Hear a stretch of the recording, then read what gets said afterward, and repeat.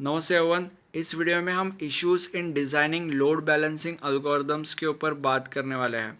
अब इसके अंदर टोटल 6 पॉलिसीज़ है और इस वीडियो में हम इन 6 के 6 पॉलिसीज़ का डिटेल स्टडी करने वाले हैं। बट आगे बढ़ने से पहले आपको 4 चीज़ें समझने की ज़रूरत है। सबसे पहली चीज़, आई एम सॉरी कि ये वीडियो एक नॉर्मल फॉर्म में नहीं है। ऐसा इसलिए क्योंकि मेरे कैमरे में थोड़ा सा प्रॉब्लम हो चुका है, बट आई प्रॉमिस कि अगले वीडियो से हम जैसे पहले पढ़ाते थे वैसे पढ़ाना चालू कर देंगे। दूसरी चीज़, आगे आप स्क्रीन में जो भी चीज़ें देखोगे या जो भी चीज़ें पढ़ोगे, ऐसे हो सकता है कि मैं उन चीज़ों से कम एक्सप्लेन करूँ या ऐसे भी हो सकता है कि मैं उन चीज़ों से ज़्यादा एक्सप्लेन करूँ। बट जब भी मैं एक्सप्लेन करूँगा या कुछ भी मैं एक्सप्लेन करूँगा, मेरे एक्सप्लेनेशन के पीछे का प्राइम एम और प्राइम मोटो ये रहेगा कि आपको चीज़ें समझे। और तीसरी चीज़, मेरे चैनल का अगर आप कोई भी वीडियो देखोगे तो मैं ये आपसे प्रॉमिस कर सकता हूँ कि आपको चीज़ें समझेंगी, बट सिर्फ समझना काफ़ी नहीं है। एग्ज़ाम में अगर आपको पूरे के पूरे मार्क्स चाहिए तो आंसर आपका एक पर्टिकुलर फॉर्मेट में होना चाहिए और उसकी एक पर्टिकुलर लेंथ होनी चाहिए। तो अगर आप मेरे इस सब्जेक्ट के नोट्स परचेस करते हो तो आपको एग्ज़ाम में आने वाले सारे के सारे क्वेश्चंस के सारे के सारे आंसर्स मिल जाएंगे। और मैंने इस तरीके से वो आंसर्स लिखे हैं कि अगर आप उन आंसर्स को आपके एग्ज़ाम में लिख के आओगे तो आपको पूरे के पूरे मार्क्स मिलेंगे। तो इसलिए अभी के अभी डिस्क्रिप्शन में जाइए और नोट्स परचेस कीजिए। और चौथी चीज़, हम इस वीडियो में जितने भी पॉलिसीज़ पढ़ने वाले हैं या हम इस वीडियो में जितनी भी चीज़ें पढ़ने वाले हैं, सारी की सारी चीज़ों के लिए टाइम स्टैम्प्स हमने डिस्क्रिप्शन में डाल रखे हैं। आप वहाँ से जहाँ पे जंप करना है वहाँ पे जंप कर सकते हो। अब हम आगे बढ़ते हैं और हमारे पहले पॉलिसी के ऊपर जंप करते हैं। सबसे पहले हम जंप करते हैं लोड एस्टिमेशन पॉलिसी के ऊपर। लोड बैलेंसिंग एल्गोरिदम के लिए एक पर्टिकुलर नोड पे कितना वर्कलोड है ये एस्टिमेट करना बहुत ज़्यादा इम्पॉर्टेंट होता है। और ये एस्टिमेट करने के लिए कुछ मेजरेबल पैरामीटर्स का इस्तेमाल किया जाता है। और इन पैरामीटर्स में कुछ ऐसे फैक्टर्स हैं जो टाइम डिपेंडेंट और नोड डिपेंडेंट है। और ये 4 फैक्टर्स है। First factor is total number of processes present on node at the time of load estimation. मतलब एक नोड पे कितने प्रोसेसेस प्रेजेंट है at the time of load estimation. Then second factor is resource demands of these processes. मतलब basically इन processes की resource demand क्या है या कितनी है। Then third is instruction mixes of these process. मतलब बेसिकली प्रोसेस में कितने इंस्ट्रक्शंस मिक्स है। Then fourth is architecture and speed of this processes. मतलब बेसिकली इन प्रोसेसेस का आर्किटेक्चर और स्पीड क्या है। अब हम जंप करते हैं प्रोसेस ट्रांसफ़र पॉलिसी के ऊपर। अगर सिस्टम में लोड बैलेंस करना है तो process is transferred from heavily loaded node to lightly loaded node. But ये कैसे पता चलेगा कि कौन सा नोड हैवीली लोडेड नोड है और कौन सा नोड लाइटली लोडेड नोड है। अब ये आइडेंटिफाई करने के लिए बहुत सारे load balancing algorithms threshold policy का इस्तेमाल करते हैं। अब ये क्या है, देखो, हर नोड में थ्रेशोल्ड वैल्यू यूज़ होता है और नोड एक नए प्रोसेस को लोकली रन करने के लिए एक्सेप्ट तभी करेगा अगर उसका वर्कलोड थ्रेशोल्ड वैल्यू से नीचे है। नहीं तो प्रोसेस दूसरे किसी लाइटली लोडेड नोड की तरफ ट्रांसफ़र हो जाता है। अब हमारे पास 2 पॉलिसीज़ हैं जो थ्रेशोल्ड वैल्यू को डिसाइड करती है। First is static policy and second is dynamic policy. Static policy के ऊपर जंप करता है। प्रोसेसिंग कैपेबिलिटीज़ के हिसाब से हर नोड की एक प्री डिफाइंड थ्रेशोल्ड वैल्यू होती है और ये थ्रेशोल्ड वैल्यू फिक्स होती है और वेरी नहीं करती विथ चेंजिंग वर्कलोड। और डायनेमिक पॉलिसी में क्या होता है, हर नोड का थ्रेशोल्ड वैल्यू एक प्रोडक्ट होता है, बट किसका, average workload of all the nodes का और pre defined constant for that node का। अब हम जंप करते हैं लोकेशन पॉलिसीज़ के ऊपर। जब ट्रांसफ़र पॉलिसी ये डिसाइड करती है कि एक प्रोसेस एक नोड से दूसरी नोड पे ट्रांसफ़र होना चाहिए तो सबसे बड़ी समस्या एक डेस्टिनेशन नोड फाइंड करने की होती है। तो अभी इसके लिए 4 मेथड्स है।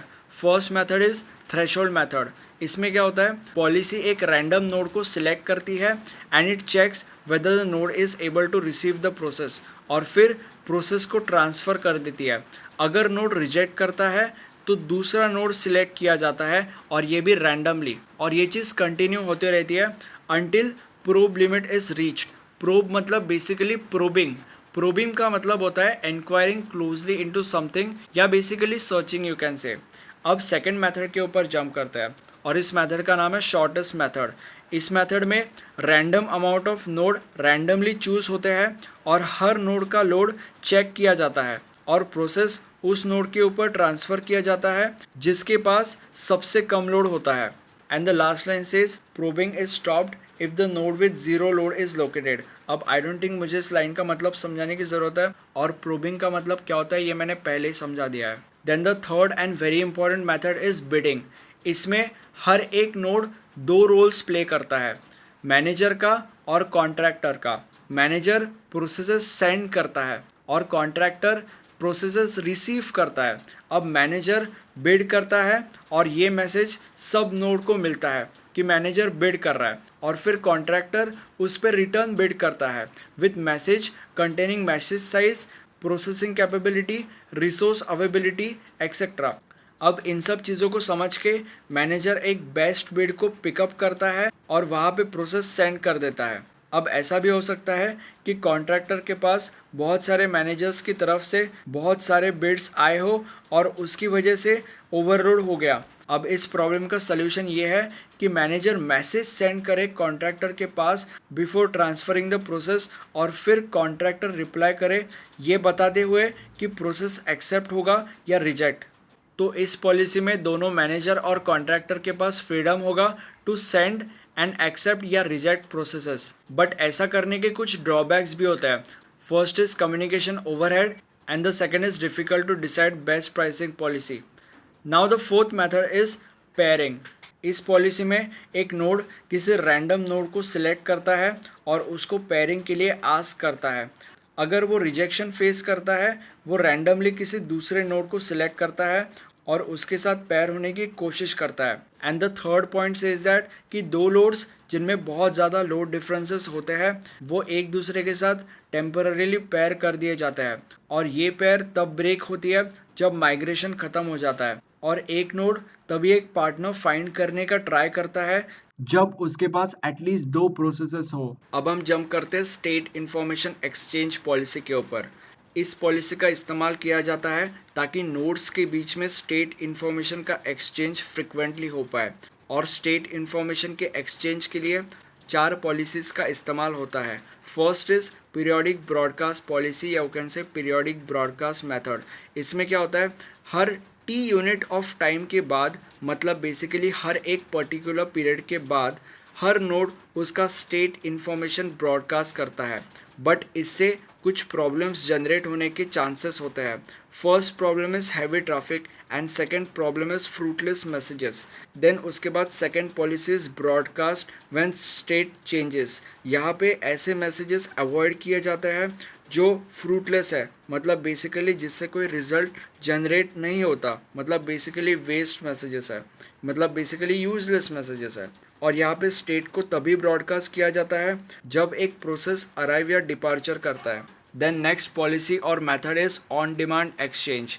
इस मेथड में नोड्स उनके स्टेट इन्फॉर्मेशन रिक्वेस्ट को ब्रॉडकास्ट करता है तब जब उनके स्टेट मूव होते हैं from normal load to either underloaded या ओवरलोडेड रीजन पे, और जब मैसेज मिल जाता है बाकी के नोड्स रिप्लाई करते हैं with their own state information to the requesting node. अब अगर सिर्फ वो नोड रिप्लाई करे जो यूजफुल है रिक्वेस्टिंग नोड के लिए, तो ये चीज़ आगे और ज़्यादा इम्प्रूव हो सकती है, मतलब बेसिकली ये चीज़ इस मॉडल का और ज़्यादा इम्प्रूव वर्जन हो सकता है। देन उसके बाद आता है एक्सचेंज बाय पोलिंग के ऊपर। इस मेथड में ब्रॉडकास्ट का इस्तेमाल नहीं किया जाता।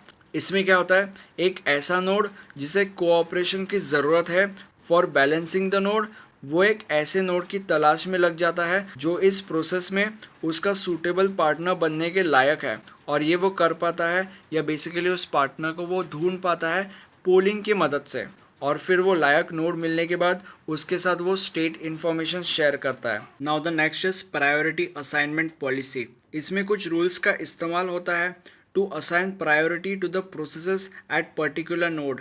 तो पहले रूल का नाम है सेल्फिश। इस रूल में लोकल प्रोसेसेस को ज़्यादा प्रायोरिटी मिलती है, या you can say local processes को हायर प्रायोरिटी मिलती है as compared to remote processes. Second rule का नाम है अल्ट्रुइस्टिक, या यू कैन से अनसेल्फिश। इसको अनसेल्फिश भी कहा जाता है। इस रूल में रिमोट प्रोसेसेस को हायर प्रायोरिटी मिलती है, या यू कैन से इस रूल में रिमोट प्रोसेसेस को ज़्यादा प्रायोरिटी मिलती है as compared to local processes.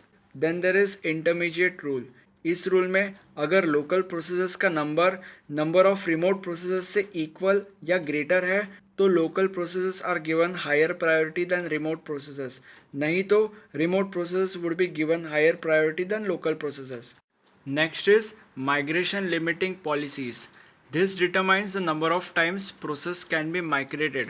अब इसमें दो चीज़ें आती है, एक होता है अनकंट्रोल्ड और दूसरा होता है कंट्रोल्ड. अनकंट्रोल्ड में क्या होता है, इसमें process n number of times migrate कर सकती है, और कंट्रोल में क्या होता है, इसमें एक प्रोसेस एक फिक्स नंबर ऑफ टाइम तक ही माइग्रेट कर सकती है, उससे ज़्यादा नहीं. आई होप आपको ये सारी की सारी पॉलिसीज समझी होगी. अब एक बहुत ज़्यादा ज़रूरी चीज़, ये जो सब्जेक्ट आप पढ़ रहे हो, ये पूरा का पूरा सब्जेक्ट मैंने सिखा के रखा है इस प्लेलिस्ट के अंदर. अगर आप इस प्लेलिस्ट को पूरा का पूरा देखते हो और मेरे नोट्स के आंसर एग्ज़ाम में लिखते हो, तो मैं गारंटी के साथ कह सकता हूँ कि एग्ज़ाम में तुम्हें पूरे के पूरे मार्क्स मिलने वाले हैं. So this was the end of this video. Thank you for watching this video and have a nice day. Bye bye.